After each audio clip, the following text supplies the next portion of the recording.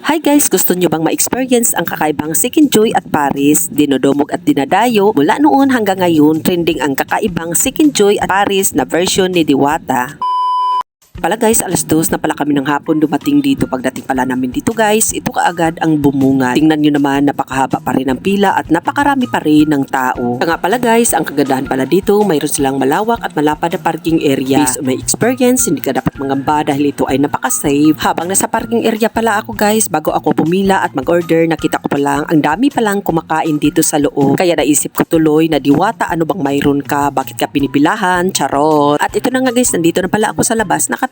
Habang nakapila ako guys, kumuha muna ako ng video para naman mayroon akong maipakita sa inyo. By the way guys, ang dami palang mga vloggers na pumupunta dito. Tingnan nyo naman guys, napakahaba pala ng pila at tirik pa ang araw. Pumila talaga ako dahil gusto kong matikman sa pangalawang pagkakataon ang Overload Paris at Sikinjoy ni Diwata, kaya for the go. Siya nga pala guys, kahit napakahaba ng pila, ang bilis pala ng transaksyon nila dito at dito pala tayo magbabayad sa order natin kay ate at bibigyan niya tayo ng maliit na papel.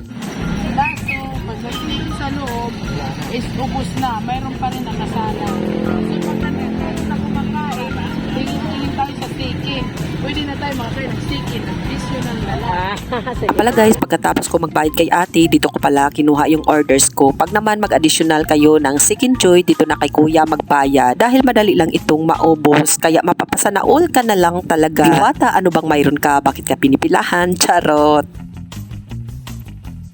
Dito pala tayo magpapalagay ng sabaw guys sa naglalakihang kaldero. In fairness ha, masarap, malasa at malinamnam ang sabaw nila. Biroin nyo naman guys, anliso pala dito, kaya sulit ang pagpunta ko dito at pagpila, kaya mapapahala oy ka talaga. Pala guys, hindi na pala ako nagdagdag ng pampalasa sa sabaw dahil para sa akin swak na ito sa panlasa. Sa Unlisoft guys, anti-rice din ito, kaya di nakapagtataka kung bakit dinodumog at dinadayo mula pala noon hanggang ngayon nagiging trending ito. Pala yung pinaka-stab nila dito guys para makuha mo ang libreng soft drink. Medyo naguluhan pala si kuya dahil sa sobrang daming tao. Ito pala yung in-order ko guys, isang sikin at dalawang overload na Paris at may libreng soft drinks na. Biroin nyo naman guys, sa halagang 100 pesos per order sa overload Paris, may only rice at only soap ka na, kaya mapapahala oy ka talaga. Sa sikin naman guys, malaki ang servings nila dito, kasing laki ng pagmamahal ng jowa sa'yo. Hala oy, 120 pesos per orders nila dito guys. Ang kagandahan dito, tama lang sa timpla at hindi malansa. Sa overload Paris pala guys, hindi na pala ako naglalagay ng pampalasa.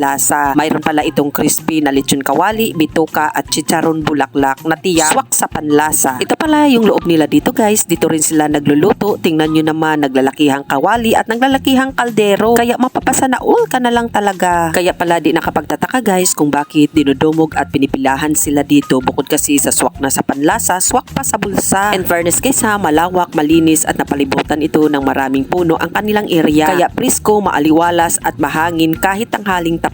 Kaya Diwata, ikaw na talaga. Bago pala kami umuwi guys, biruin nyo naman, ganito pa rin kadami ang mga tao. Matatagpuan pala ito sa JW Jokno Boulevard, Pasay City. Ang landmark pala dito guys ay ang GSIS.